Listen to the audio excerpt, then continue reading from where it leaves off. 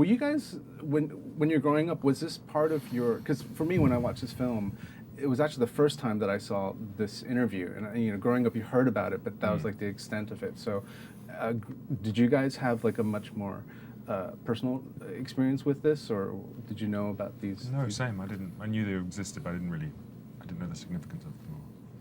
And you, Sam? A lot of stuff that my dad had told me, and from the movies, from all the President's Men and stuff. My dad was obsessed with Watergate, though. And Oliver, I was aware of that because my parents were obsessed with them, and I remember. I remember Frost being on the cover of Time and Newsweek and/or Newsweek, and I remember the existence of them because God knows I remember Watergate.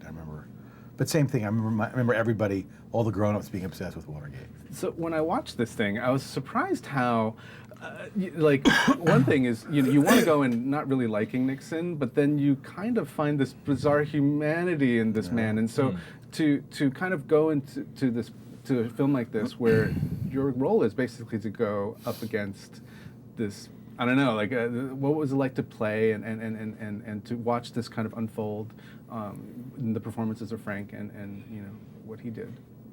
It was great. It was good fun. We had a really good time doing it, and it was exciting seeing them do it because they've been doing it for 2 years, And then I remember I used to watch Michael thinking, how interesting for you to bring it right down for the camera, first thing, and second thing to have 3 different. I mean, I think we were the third lot of Reston, Burt, and Zelnicks that they had, because they'd done it in London and here in New York.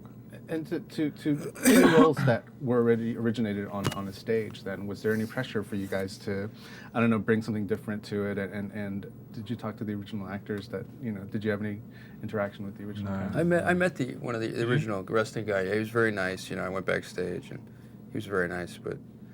But yeah, it's always. I mean, there's responsibility, I guess. But we just did the best we could. What I was kind of sad to experience too is how almost parallel this story is to the current political situation here. And so, working on it, what kind of conversations did you guys have, and what is your take on a movie like this and how it could kind of translate to people watching it today?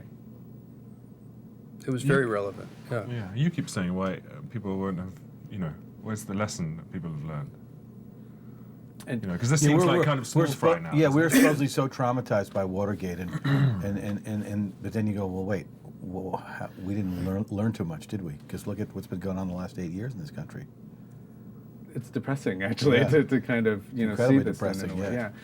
So to be a part of a film that kind of almost puts a mirror to a situation that we're all kind of familiar with, was it interesting for you to be a part of then, or do you feel like it was exciting? It was very exciting. I mean, my father was really excited about it, and he kind of infused me with that, because I'm not very political, me personally, but I got more political through this film. Then to watch this performance between Frank and Martin, I'm just wondering what kind of was it interesting to see them kind of break it down, because they obviously did it so many times on stage, but then to change it a little bit for screen, was it interesting to see? And what did they change, that was different in the end?